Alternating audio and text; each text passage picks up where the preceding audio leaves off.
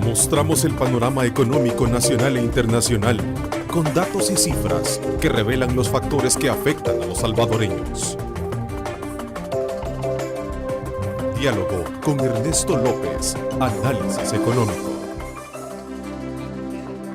¿Qué tal? ¿Cómo están? Un placer enorme saludarles a ustedes. Bienvenidos a este análisis económico semanal correspondiente a este miércoles 16 de agosto de 2017. Bienvenidos, gracias por estar en sintonía de los tres canales 15, 19 y 21, como siempre cubriendo todo el territorio nacional. Este día en el estudio me acompaña el ministro de Hacienda, Carlos Cáceres, para conocer aspectos medulares de su rendición de cuenta, programada, por cierto, para este día, sin dejar a un lado, obviamente, aquellos temas que ocupan la agenda de país y que están íntimamente relacionados con el rol que tiene esta cartera de Estado. Por cierto, el día de ayer, como lo hemos estado conociendo, partidos de derecha dieron a conocer esta semana una propuesta para resolver de una vez por todas el problema de las pensiones. Vamos a aprovechar a hablar este tema con el ministro, a quien le doy la más cordial bienvenida. Ministro, gracias por acompañarnos. Gracias a usted, Neto, de veras le agradezco mucho la invitación. Creo que es importante platicar un poco con la ciudadanía. Ahora tenemos la rendición de cuentas en el Crown Plaza y estamos invitando a que todo el que quiera llegar pueda hacerlo, ¿verdad? Pueda llegar no solo también a hacer acto de presencia, sino también la oportunidad de hacer las consultas pertinentes, ¿no? Yo creo que siempre el Ministerio de Hacienda ha estado muy anuente a responder todo lo que se nos ha cuestionado, se nos ha preguntado. De hecho, usted es testigo que nunca le he pedido tocar ningún tema, sino claro, que los temas que usted desea tocar, estoy a su servicio. Claro, muy abierto para el abordaje de los diferentes temas, como este día esperamos tenerlo. Bueno, esta semana los partidos, le decía, ministro, los partidos de derecha ofertaron al país una propuesta de reforma al sistema de pensiones que obviamente considerada ser como el as del juego ganador que el gobierno anda buscando. El documento tiene consistencias técnicas que, a juicio de los partidos de derecha, sin el FMLN no acompaña la medida. Ellos dicen tener los 43 votos para aprobarla. En este contexto vamos a aprovechar su visita, ministro, para conocer la opinión al respecto y hablar de otros temas que gravitan alrededor del tema fiscal. Así es que será muy importante tener la presencia también de tres preguntas claves en esta mesa. Una de ellas es qué tan integral es esta propuesta que están presentando los partidos de derecha. ¿Qué mensaje envía el bloque de partidos al presentar estas reformas? ¿Qué mensaje? Eso lo conversé el día de ayer, por cierto, con el presidente del Congreso. ¿Qué mensaje se está enviando? ¿Es una alianza política de los partidos de derecha? Es interesante analizarla en ese contexto político. Bueno, y la tercera, obviamente, es, en términos más generales, ¿el modelo actual de pensiones requiere de medidas parciales, profundas o un cambio completo del sistema? Porque lo que han presentado ayer es un decreto de reforma, no es una nueva ley, ¿verdad? Vamos a estudiar este punto con el ministro esta mañana. Así es que, desde ya usted recuerde, tiene opciones para participar. Nos interesa conocer la opinión de ustedes. @diálogo21, @Neto López Radio son las dos cuentas en Twitter que están disponibles para que usted nos haga llegar sus preguntas y nosotros poderlas desarrollar a lo largo de nuestra hora y media con nuestro invitado ministro. A ver, me imagino que ya tiene el conocimiento oportuno de esta propuesta que los partidos de derecha presentaron el pasado lunes y que de alguna manera pues viene siendo, como lo decía en la presentación del programa, el as del juego ganador que el gobierno anda buscando. ¿Será cierto esto? Bueno, Neto, yo creo que hay que verlo en su justa dimensión. Yo creo que la propuesta remozada que han presentado los partidos de derecha y del Congreso, yo pienso que es más de lo mismo. El fondo del problema no se toca. Mire qué es lo que sucede, a cuánto estamos beneficiando. Ellos dicen que tienen 2,5 millones de cotizantes. Eso es mentira. Lo que ellos tienen son 650,000 cotizantes que habitualmente participan en un sistema de pensiones, están afiliados a una AFP, porque el resto, como la economía es tan informal, entra, cotiza una vez y se sale, entra, cotiza otra vez y se sale. No tiene la persistencia de eso. Pero mire lo triste del caso. De estos 650,000,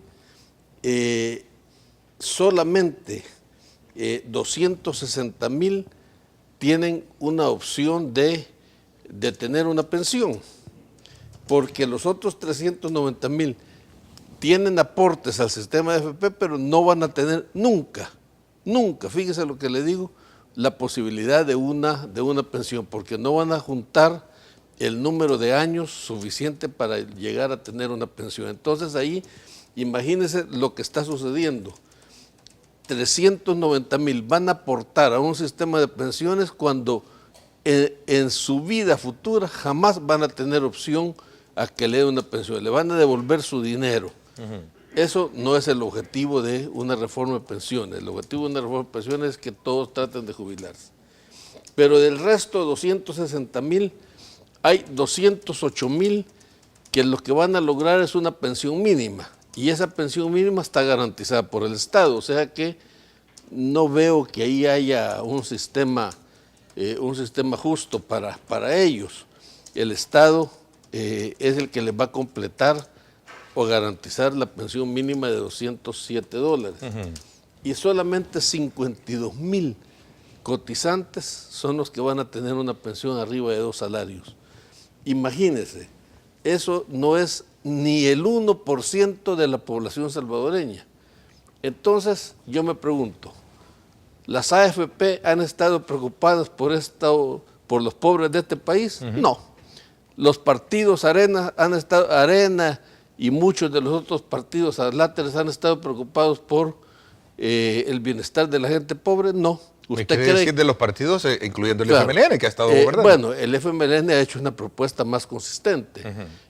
ANEP, FUSADES, FUNDE, cree que están preocupados por los pobres. Yo nunca he visto que ellos hagan nada de preocupación por los pobres. Aún la misma sala de lo constitucional que hablan del control difuso y otras cosas, no creo que les interese a los pobres. Entonces, el primer mensaje que yo quiero dar es, miren, aquí no hay una solución al problema de veras de la gente pobre.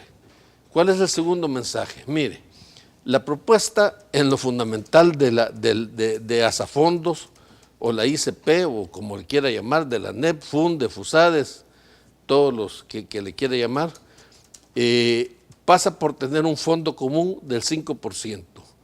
O sea que se va a subir la pensión, la cotización del 13 al 15 y se van a apartar 5% para ese fondo colectivo.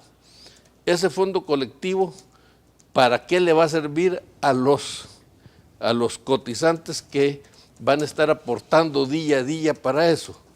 Bueno, la única posibilidad que les va a servir, ¿sabe qué es? Que si cuando cumplan 80 años siguen viviendo, pero la mayoría se van a morir antes de los 80 años. Y las mujeres después de 75 años. Bueno, o sea, la esperanza de vida anda en esos...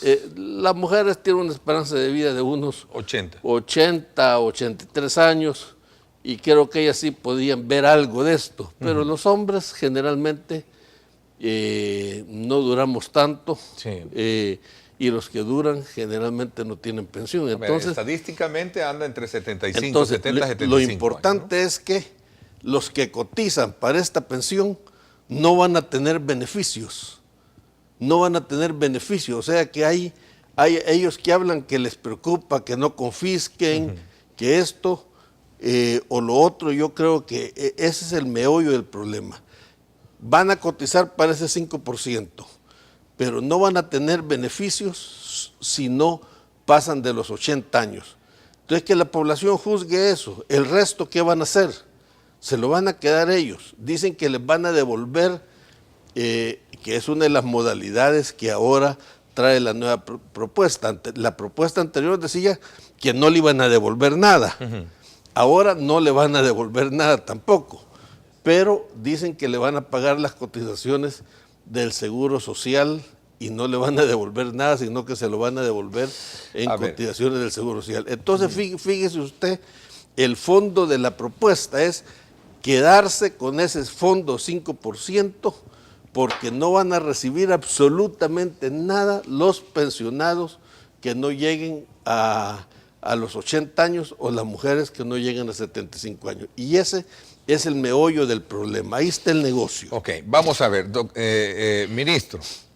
Si sus palabras fueran ciertas, y las comparo con las argumentaciones que también pregunto si fueran ciertas de la propuesta que hacen los partidos políticos, me lleva a pensar que en el fondo de todo esto lo que es más un juego de palabras que una solución verdaderamente técnica. Mire, dicen los especialistas que conocen sobre el tema que aquí en toda esta reforma de pensiones solo hay algo nuevo, que es el aumento de la cotización del 13 al 15%. De ahí lo que hay es un juego de traer este dinero, ponerlo acá, quedarse con este otro, pasarlo para allá, pero en el fondo es la misma deuda, en el fondo son la misma problemática. Entonces, yo creo que el tema de las pensiones no se necesita algo cosmético, sino que se necesita algo que de veras transforme el sistema de pensiones. ¿Con una nueva ley? Ese es el punto también. ¿Una nueva ley o una reforma? Porque lo que han presentado los partidos es un decreto de reforma a la ley. Sí, pero a eso iba. Es simplemente a las observaciones que nosotros le hicimos, que a la ciudadanía les hizo, lo trataron de corregir, pero en el fondo dejaron exactamente lo mismo. El 8% va para la pensión individual. Ahora el empleado cotiza para su pensión 10.8, o sea que le están bajando sus ahorros de 10.8 a 8.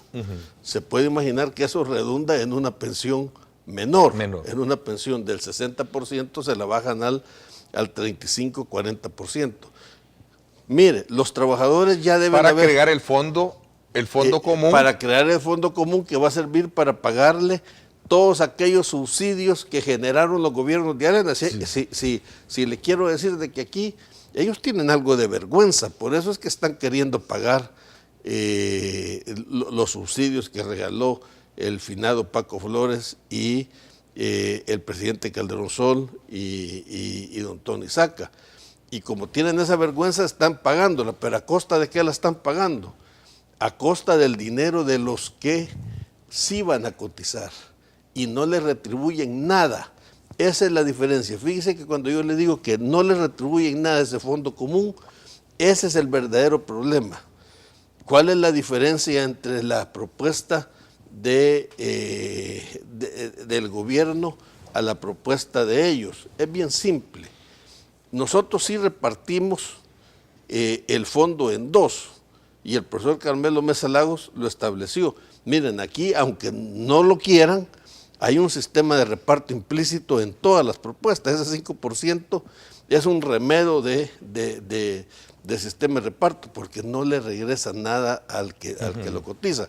Por contra, el fondo que genera el gobierno le dice, usted cotizó esto a su fondo privado, pero aquí ha cotizado a un fondo colectivo y le vamos a regresar el 8% calculado en su pensión, se lo vamos a regresar aquí para que usted tiene.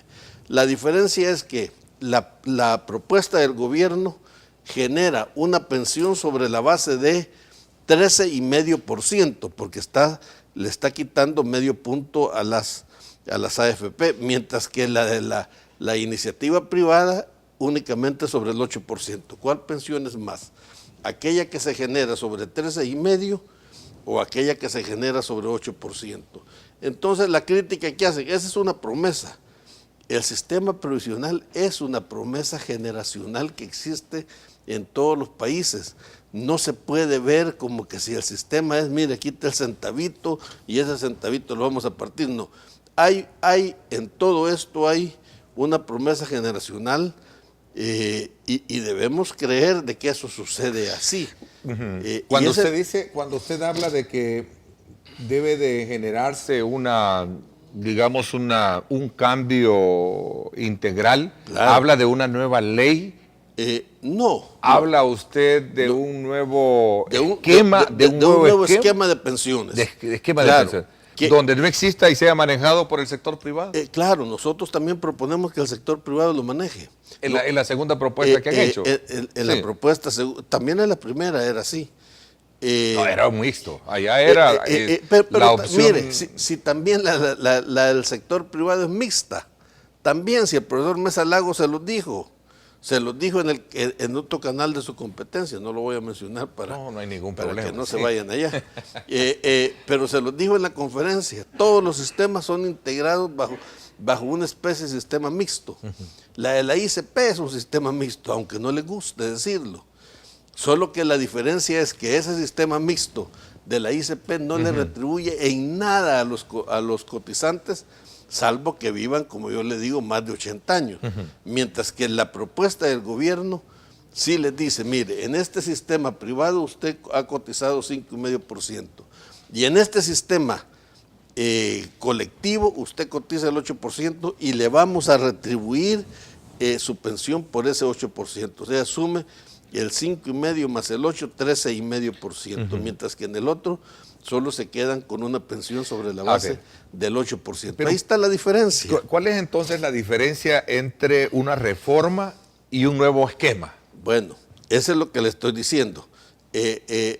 Lo que decimos reforma porque hay una reforma a la ley, claro, comúnmente, pero cuando estamos... Pero ese es cambiar artículos, pero cambiar, un esquema es decirle, mire, ustedes ya no van a tener esto, ustedes no existen, y esta es la nueva opción del trabajador. El sistema es generar un sistema privado junto a la par de un sistema solidario, y eso sí cambia las cosas. Por eso yo creo que la propuesta del gobierno tiene unas connotaciones bastante importantes. La crítica que le hacen al gobierno es que dicen, bueno, ¿y qué va a pasar si no tienen para pagarme el 8%? No, es que se supone que la van a manejar las AFP, se supone que la superintendencia va a tener un control muy duro sobre esto y que se va a manejar de la mejor manera posible. Y el otro comentario que se hace es que la población, no hablo de este gobierno per se, ahora más que nunca ya no confía en los gobiernos, pero especialmente en cuanto al manejo. Pero tampoco deben de confiar así sin ver en las AFP. Le voy a comentar algo solo para que la gente vea lo que es esto. Okay. En el año 2010 nosotros vendimos títulos para pagar los letes. Parte de esos letes los tenían las AFP. Y yo les digo, miren, ya no vayan a comprar de reventa los títulos. Ellos compraban de reventa los títulos. En tiempos de arena vendían los títulos eurobonos a 96% y 3 días después las AFP los venían a comprar al 103%. ¿Quién se quedaba con ese dinero? Bueno, ahí está. Entonces yo le dije a las AFP, miren, no se preocupen, como este dinero es para pagar letes, páguenme en letes. Y miren lo que hicieron las dos AFPs. Miren lo que hicieron. Se fueron con sus bancos hermanos a hacer negocios de letes, dejándoles la utilidad de los bancos en contra de los fondos de los trabajadores. Yo los conozco bien a ellos. Por eso es que yo de alguna manera pienso que tampoco deben de confiar así en las AFPs. Y mire, y hay juicios administrativos que ahí los tiene la superintendencia. A una la pudimos agarrar y le dijimos devuelve el dinero y lo devolvió, fueron rebos confesos. La otra no, porque usaron un mecanismo más expedito. Pero yo lo que le digo es que no deben de confiar en nada más que en su intuición. Okay. Eso es lo importante, que la gente comprenda que aquí estamos jugando en un juego que les puede dañar a ellos. Fíjese que me encanta, como usted bien lo planteaba al principio, en ningún momento hay objeciones de comentarios o preguntas o limitaciones que se pueden hacer. Me encanta porque hay una apertura para poder hablar de esto lo mismo. Usted dice que la propuesta de los partidos de derecha que presentaron el lunes es más de lo mismo. Yo siento que es más de lo mismo. Más de lo mismo. Vamos a ver, decía ayer el presidente del Congreso, Guillermo Gallegos, en este mismo programa, ministro, decía lo siguiente: si realmente quieren solucionar el problema de pensiones, necesitamos el acompañamiento del FMLN. Este ya es partido. Claro, ok. Claro. Pero después decía, Es un mensaje importante que hayamos aparecido 4 partidos, pero lo hacemos con el único objetivo de hacer una propuesta de beneficio para los salvadoreños. Y este es el otro elemento que me parece que es interesante, siempre de él, de Guillermo Gallegos, donde decía de que es importante, aquí está, le pido al gobierno, aquí ya estamos hablando de gobierno, incluyéndolo a usted, al FMLN, que la lean, la propuesta de reforma de pensiones sin pasionismo, sin sesgo político y que la vean con ojos de país en beneficio de los trabajadores. ¿Qué piensa usted? ¿Qué piensa usted al respecto de esto? Voy a hacer una pausa y regresamos para comentar estas declaraciones. ¿Le parece? Vamos a la pausa. Gracias por estar con nosotros. El Megadrón es gracias al patrocinio de Remesas del Sistema Fede Crédito. Bueno, vámonos entonces ahora, gracias a Sistema Fede Crédito, hasta el sector, por cierto, ya de la oficina del ministro de Hacienda. Vámonos hasta el sector del Boulevard de los Héroes, en el sector de las Tres Torres. Aquí tenemos esta imagen que pone en perspectiva una carga vehicular viniendo desde el sector de la Universidad de El Salvador hacia lo que sería las Tres Torres. Así es que si usted tiene en mente, si tiene en consideración lo que significa esto para que usted pueda desplazarse en esta zona con más tranquilidad, pues puede hacerlo. Así es que desde ya pues ponga mucha perspectiva. Ya vamos a hablar a propósito, ¿cómo está la unidad 3? Sería el edificio 3. ¿Está funcionando la reparación? ¿Cuándo se va a tener? Ahí está, ¿eh? Este es uno de los que salió afectado, ¿verdad? El número 3. ¿Verdad? El número 3. Vamos a hablar de eso, por cierto, más adelante, ministro, para que nos explique si ya comienza la rehabilitación o cómo está afectando la parte operativa de trabajo. Vamos a la pausa. Gracias por estar con nosotros. El Megadrón es gracias al patrocinio de Remesas del Sistema Fede Crédito.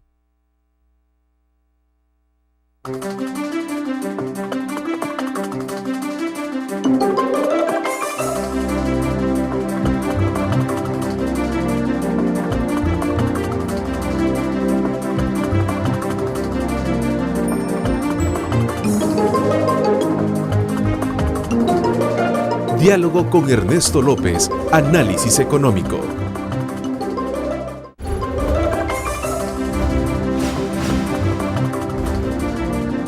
Diálogo con Ernesto López, análisis económico. Bueno, gracias nuevamente por estar con nosotros, el ministro de Hacienda, Carlos Cáceres, acá en el estudio. A ver, recogiendo los diferentes, digamos, posiciones y otras argumentaciones técnicas o no técnicas o políticas que se dan en medio del tema, la gran pregunta es, ¿qué es lo que viene a facilitar la solución del problema? Decía ayer el presidente del Congreso, si realmente quieren solucionar el problema, necesitamos el acompañamiento de ellos. Se refería al partido, así como también al gobierno.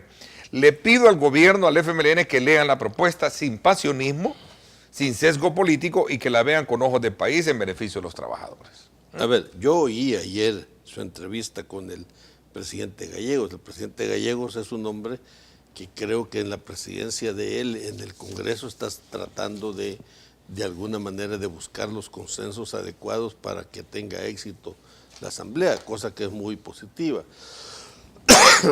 Entonces, yo creo que él dice que los partidos que han hecho la nueva propuesta, creo que de alguna manera ha hecho un esfuerzo por buscar un acercamiento a una posible solución. Pero también él dijo una cosa que era cierto, que no se podía hacer una propuesta si no es con el consenso de todos los diputados, porque mire, ellos pueden pasar la reforma con 43 votos, los tienen. Yo pensaría que estamos tan cerca de llegar a arreglos, de llegar a acuerdos, de conciliar una propuesta que de veras beneficie a la población, no solo a estos poquitillos que le acabo de mencionar, como para que no se haga el esfuerzo de parte de todos, tanto del partido de gobierno como el gobierno mismo, como de los partidos, porque ¿qué sucedería si ellos la aprueban con 43 votos o más? El presidente la puede vetar y ahí la llave del veto la tiene el FMLN. Entonces yo digo que en primer lugar quiero rescatar la urgencia que tenemos de tener una propuesta o una nueva ley de pensiones. Eso es urgentísimo. Y en segundo lugar, es necesario que todos nos pongamos de acuerdo. Creo que eso es indispensable para eso. Y yo tengo la impresión que los acercamientos podrían ser buenos. Mire, todos tienen un fondo privado, todos tenemos un fondo colectivo. El tema es para qué sirve uno y para qué sirve el otro. Y la observación más grande del FMLN es decir que el fondo privado sirva para una pensión adecuada y suficiente de los cotizantes, cosa que no la tiene la propuesta del sector privado, ya se lo expliqué. Y mientras que la propuesta del sector público sí tiene un verdadero componente de contribución a ese fondo colectivo, porque desde el momento en que usted se jubila a los 60 años, con su parte privada, le está diciendo, mire, y además usted ha ahorrado aquí en el fondo colectivo tanto, se suma la parte del dinero íntegramente y de ahí sale su pensión. Entonces yo creo que son cosas que además van a beneficiar a la población, van a beneficiar a todos. Entonces yo creo que es como volver al viejo origen, ¿verdad? Cuando se privatizaron las pensiones, buscaron una solución colectiva y una solución privada. Ahora estamos buscando lo mismo, pero seguir insistiendo en que solo es una solución colectiva no permite una solución para todo, ¿verdad? No sé qué tan, bueno, pero me imagino que una vez consignada, cada medio de comunicación se responsabiliza de la verdadera fuente. ¿El FMLN desiste del proyecto de sistema mixto de pensiones? Yo creo que desde el momento en que presentó una nueva propuesta, creo que ha modificado su posición. Eso es obvio, y lo que es obvio no se discute. Desde el momento en que el gobierno presentó una nueva propuesta, pues de alguna manera desechó la propuesta ¿Flexibiliza anterior. su posición? ¿Por qué razón? Porque hay que acercarnos. ¿Es aceptar que le doblaron el brazo al gobierno? No. ¿El sector de trabajadores, el sector privado, los que se opusieron a ese? Mire, yo no creo que hayan doblado el brazo. Yo lo que creo es que no tuvo consenso esa ley.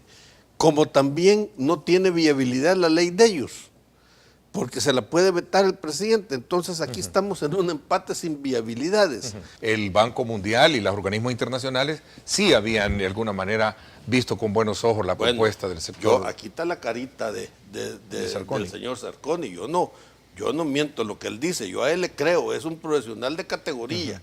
Y él dice que ellos realizaron aportes técnicos, pero que en ningún momento ellos se han pronunciado.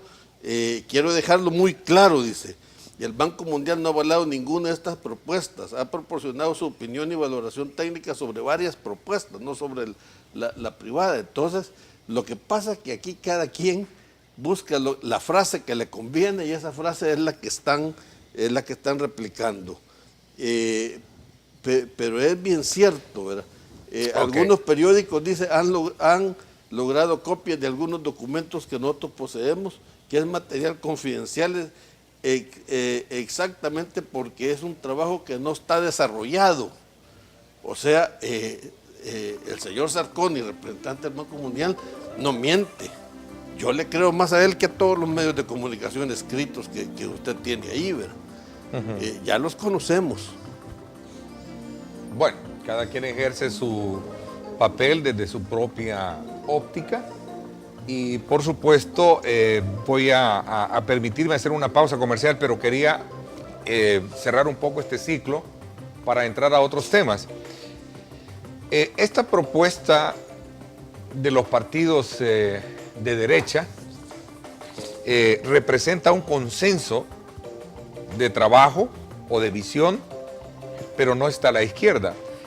¿Qué piensa usted al respecto? ¿Por qué cree que los partidos se han alineado bajo esa, digamos, solución, bajo esa propuesta, y no está a la izquierda? ¿Qué le dice eso a usted?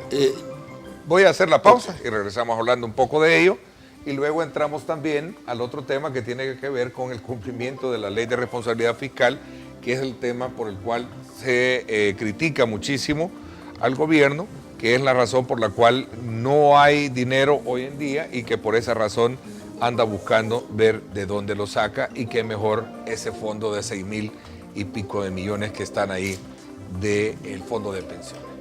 Así están las cosas. Vamos a la pausa, no me cambien, regresamos.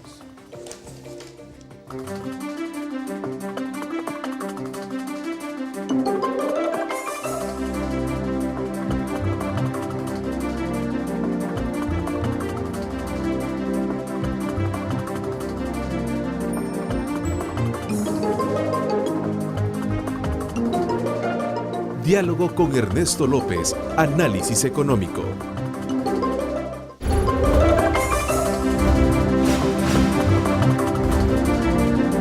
Diálogo con Ernesto López, análisis económico. Gracias nuevamente por estar con nosotros. Aprovecho para invitarlos a que me acompañen hoy a las 6 de la tarde a sintonizar 107.7 Fuego, estación del Grupo Radial Megavisión, y su programa En Directo con Ernesto López Radio. Vamos a tener nuestro acostumbrado debate político semanal de radio con Paul Steiner, Julio Valdivieso y por supuesto también Carlos Araujo. 6 de la tarde, Astrid Ábalos y este servidor en esa importante tertulia de análisis de los importantes temas del país. No se lo pierda a las 6 de la tarde. A ver, ministro, decía, ese consenso de derecha y no de izquierda bajo esta lógica de querer resolver el problema de las pensiones con esta nueva reforma, ¿qué le hace pensar a usted que puede venir por delante una nueva correlación de entendimientos y que de alguna manera pues veamos a un esquema, bajo un esquema político afuera a la izquierda y ya los partidos de derecha unidos? Mire, yo no soy especialista en predecir futuros políticos porque trato de circunscribirme. Pero sí puede olfatear sí, lo que usted puede tener eso, como respaldo, no lo puede tener. Si usted me pregunta eso, no lo creo. No lo creo porque yo siento que hemos tenido muchas leyes, el apoyo de la fracción de Gana, del PCN y aún la del diputado Parker. Así es que yo pensaría... Pero advirtieron, si el FMLN no se incorpora bajo esta corriente de consenso, tenemos los 43 votos necesarios para aprobar. Pero no necesariamente van a tener el éxito. Yo creo que aquí la correlación es completa, porque el presidente, le digo, si hay algo que va a dañar a los trabajadores, lo puede vetar. Lo puede observar o lo sanciona. Y quiero decirle que la observación que yo hago, que es que le rebaja la pensión a los trabajadores, es un tema de fondo. Ha sido claro, la descarta esa posición de los ese es un partidos. tema de fondo. Ese asunto de decir, mire, el 5% del fondo colectivo va a servir para otros destinos, pero no para la pensión que inherente al cotizante, eso puede ser puede llamarlo como quiera. Pero más claro no pudo haberme dicho, usted la descarta día. Pero ese para mí es un tema de fondo. Okay. Cosa que la pública sí tiene el componente de incorporación de esa contribución a la pensión de cada uno. Sin embargo, un gran amigo suyo, don Mauricio Chusí, está en frente a frente diciendo que la propuesta de la que usted me está diciendo es deficitaria, dice, en algunas áreas. Deberíamos dar una solución integral a las pensiones. Claro. Dice que es deficitaria. No sé a qué se refiere el ingeniero Chusí, porque el concepto de déficit está ligado a la suficiencia. Y nosotros hemos hecho cálculos que sí es suficiente y ahora lo estamos constatando con la contratación de actuarios que van a dar su dictamen en los próximos días. Entonces vamos a ver la suficiencia de cada uno de los fondos colectivos. Creo que es bien importante y vamos a ver cuál es la repercusión en las pensiones de cada uno de los grupos poblacionales. Entonces yo diría que sí. Hay que esperar a ver qué pasa con eso. Creo que son unos días que van a ser valiosos. ¿Verdad? Creo yo que eso es bien importante. Okay. 500 millones de dólares son los que necesita el gobierno para cerrar ese. Esa es otra cosa. Ahí nos vamos. Esa es otra cosa. Por eso decía ya un poco agotando el tema de la pensión. Esa es otra cosa. Mire, Arena fue la que generó el fideicomiso en el año 2006. Claro. Y nosotros estamos tratando de ver cómo hacemos una reforma de pensiones. Yo estoy estudiando la reforma de pensiones desde el año 2010 Lo que pasa es que solo hacer el diagnóstico nos llevó 3 años. Fíjese que don Carmelo me dijo hace varios años un asunto que si nosotros hubiéramos querido hacer, el país, pues no nosotros, hubiéramos querido hacer algo malo del sistema de pensiones, no hubiéramos logrado hacer lo que se hizo. Y se puede usted imaginar el desorden que se generó en la aprobación de las pensiones y en todo lo demás. Así es que actuando supuestamente bajo buena voluntad, ¿no? De resolver el problema de quiebra. No estoy seguro de buena voluntad. Creo que siempre lleva el objetivo de ideológico de que piensan que volver a un sistema colectivo es retroceder. Y ese es un tema ideológico que creo que también Arena debería verlo. No hay ninguna apropiación de dinero, o sea que estamos ahí. Pero yo pienso que volviendo al tema de los 500 millones, lo que nosotros propusimos hace algunos meses es decir, mire, la reforma de pensiones ya viene, es un tema transitorio, aumente el límite de 45 a 50%, no hay 500 millones y mire, lo que se necesitaría por mes serían 50 millones al mes. O sea que estamos hablando que en el trimestre son 150, yo no sé quién se inventó los 500 y ahora son 500, 500, 500, 500, usted me lo dice 500. Bueno, porque lo dice don Mauricio en una pero don Mauricio, declaración que consigna colegas del otro Mauricio, medio. Todos lo conocemos muy bien, creo de que él dice cosas muy buenas, pero también es un apasionado en contra del gobierno, entonces hay que verlo en esa dimensión. Hay que verlo en esa dimensión. Entonces yo creo que el tema no son 500.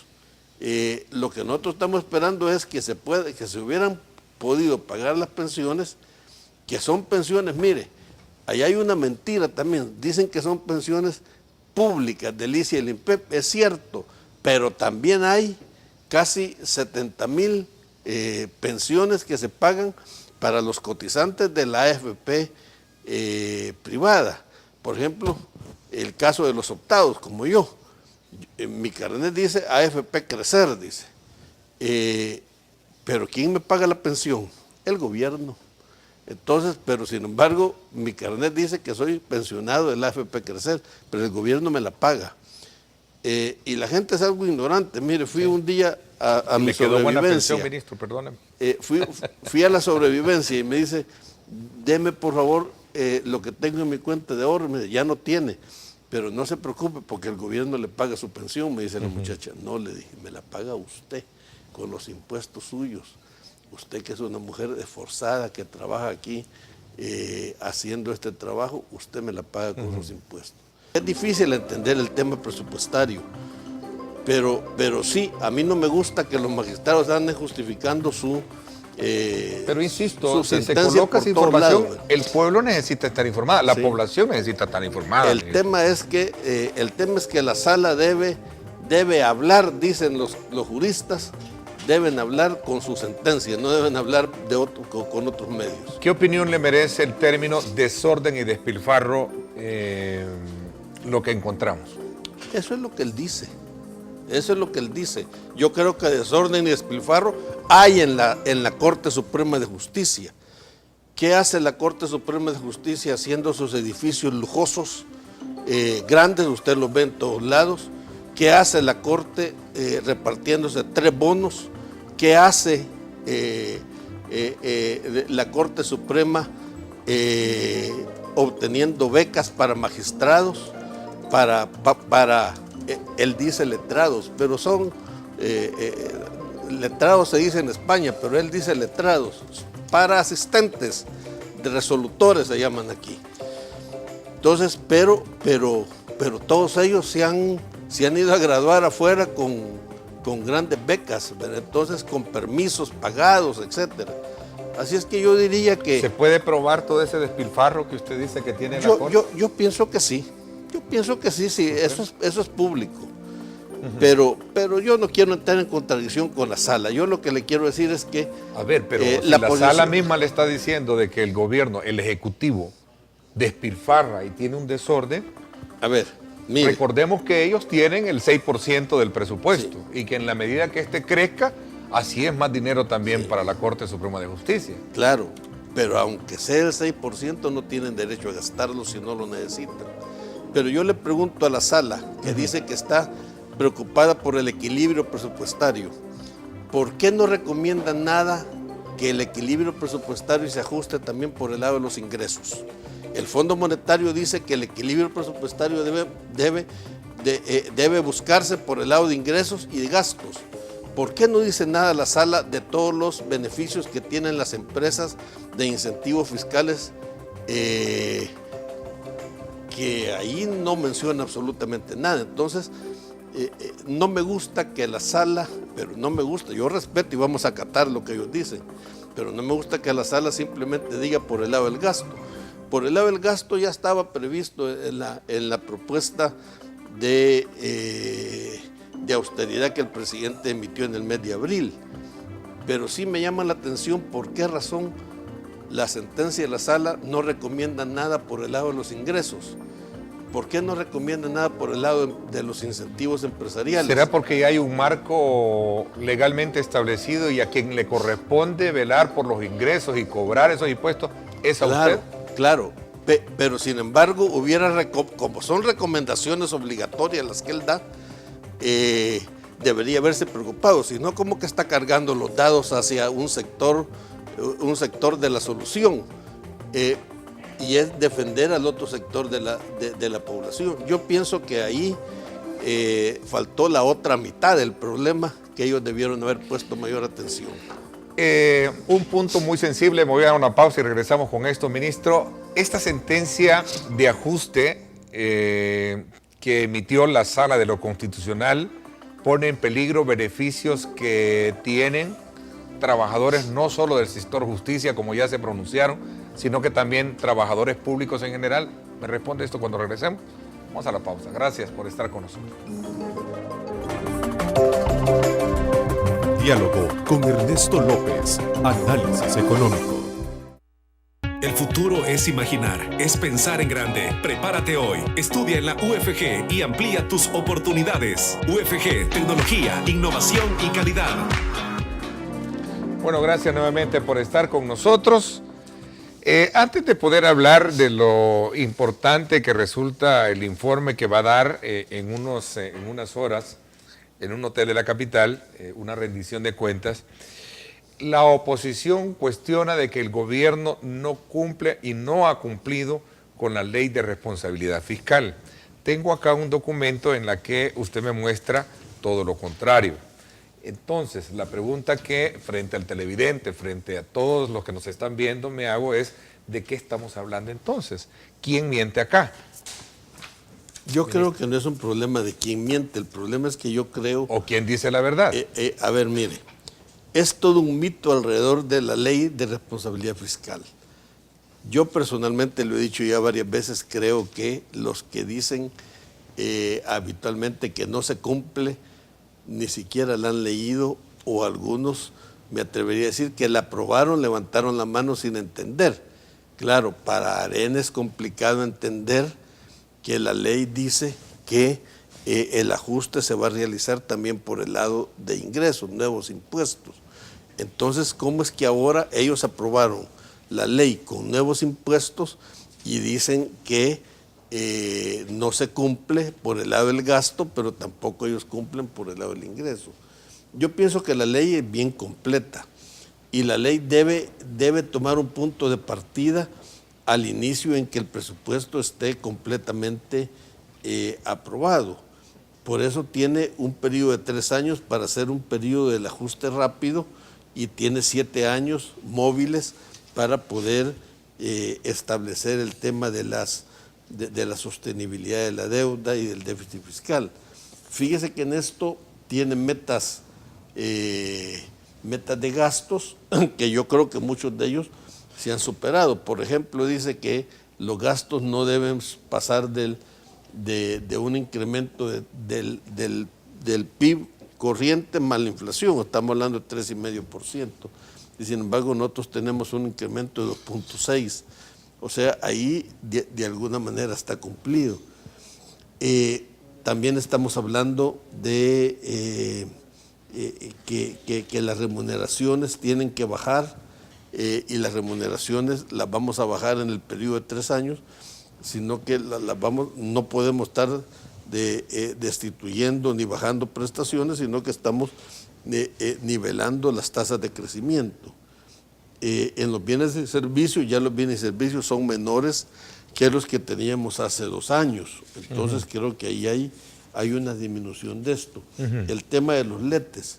Nosotros en el tema de los letes estamos proponiendo bajar lo que Arena tenía, que Arena se financiaba en un 60% de los ingresos corrientes, se puede usted imaginar. Nosotros le hemos bajado al 30% y todavía la ley dice que lo vamos a bajar más, pero naturalmente que para eso necesitamos pagar los letes. Y pagar los letes significa que nos autoricen el canje de la deuda de corto a largo plazo. La deuda, el tema de la deuda es que nosotros manejamos una deuda del sector público no financiero del Ministerio de Hacienda, cuya meta es del 47% y estamos en 45.9%. El problema es que la deuda con pensiones y las pensiones tiene que parar, y eso es un poco lo que nosotros andamos buscando, que la reforma de pensiones pare el crecimiento de la deuda por pensiones. Y luego también la creación de un marco fiscal de mediano plazo que da predictibilidad a las finanzas públicas, que ahí está publicado. Lo que pasa es que nadie la quiere ver. ¿Verdad? Aunque a usted no le guste que se lo mencione, ¿verdad? Dice don Mauricio Chusí en esta intervención que el país debería de buscar préstamos presupuestarios con el Banco Mundial y BID. Y a la vez dice y critica que el gobierno no tiene voluntad de llegar a un acuerdo con el Fondo Monetario Internacional, tal y como usted lo plantea acá, dentro de uno de los cumplimientos o de las proyecciones que se han tenido. Aquí está, cumplimiento de la ley a nivel operativo, un acuerdo de creación del marco fiscal. Una cosa es el marco fiscal y otra cosa es llegar a un acuerdo con el Fondo Monetario, ¿cierto? Mire, si y alguien... lo otro dice acá, y perdón, que insisto, yo sé que no le gusta que lo mencione don Mauricio. No, dice, se requiere a un ministro de Hacienda que reestructure la deuda, dice. Mire, si él es una persona que yo le he tenido mucho cariño. Inclusive yo lo recomendé en la administración anterior para presidente de la CEL y él había aceptado. Lo que pasa es que el presidente Funes ya no lo nombró porque lo estaban recomendando mucho en la empresa privada y el presidente Funes le dio esa desconfianza. Entonces él se molestó por eso y quizás es uno de los motivos por el cual le ha agarrado ser furibundo contra el gobierno. Pero yo soy tan amigo con él que hasta lo recomendé para presidente de la CEL porque necesitamos una gente honrada como él. Yo lo que le quiero decir es que el acuerdo con el fondo yo lo he promovido. El año 2010 fue lo primero que hice cuando llegué al ministerio, hacer un acuerdo con el fondo. Y se bajó el déficit fiscal de 6.3 a 3.5. Y ahora quiero un acuerdo con el fondo. El problema es que el fondo me pide un acuerdo de país que no lo logro hacer con el tema de los acuerdos internos. Y el tema de ingresos. Y que requiere ingresos que nadie quiere ver. Asumir costos. Nadie quiere asumir costos. Bueno, en el tema de los préstamos de apoyo presupuestario, yo quiero tener préstamos de apoyo presupuestario. Vas a estar pagando 7.5 por las letras, le estaría pagando 2.5, 3 por préstamos de apoyo presupuestario. Tiene razón él. Si él conoce muy bien ese tema. Entonces yo creo que yo también quiero un acuerdo con el Fondo Monetario. El tema es que los requisitos no los cumplimos y no cumplimos sobre todo el requisito de los ingresos. Yo estoy seguro que yo voy al Fondo Monetario y me van a decir, ¿y cuál es el esfuerzo que usted va a hacer en tema de ingreso? Va a aprobar el IVA, va a aprobar la ley del patrimonio, va a aprobar el impuesto predial, va a aprobar mayores niveles de recaudación a las rentas naturales de mayores ingresos. Y yo le voy a decir, fíjese que... la ley de cobranza, delito fiscal, impuesto a la propiedad no productiva, que están en la Asamblea Legislativa. Desde hace tiempo, bueno, la ley del delito penal está desde el año 2009. Entonces, cuando yo le diga, fíjese que no me aprueban nada en la Asamblea, vaya de regreso, cuando le hayan aprobado esas cosas, viene a tener un acuerdo con el Fondo Monetario. Ok, no hay acuerdo producto del consenso. No hay acuerdo porque no hay consenso del país en cumplir con los requisitos. Si mire, cuando nosotros le decimos a Arena, ¿qué es lo que ustedes deben de pedir? Y le dice el Banco Mundial, ustedes no deben de pedir más que lo que el Fondo Monetario ha pedido. Y nos dice a nosotros como gobierno, ustedes no pueden dar menos que lo que el Fondo Monetario ha pedido. ¿Y qué ha pedido el Fondo Monetario? Que se aumenten los impuestos. Y ahí es donde estamos trabados, que nadie los quiere aprobar. Ningún partido los quiere aprobar. Mira, ese es el problema que tenemos. Bueno, coincide mucho con el planteamiento de su amigo, el señor Chusí. Dice, el país tiene salida, es viable. Nuestro problema es que las dos fuerzas políticas, FMLN y Arena, aquí dice, ya no responden a esa realidad nacional. Sí, él tiene criterios conceptuales buenos. Yo creo que es positivo lo que él algunas veces dice, ¿verdad? Así es que ahí sí estamos de acuerdo. Bueno, el tiempo se me fue, ministro. Quiero agradecerle.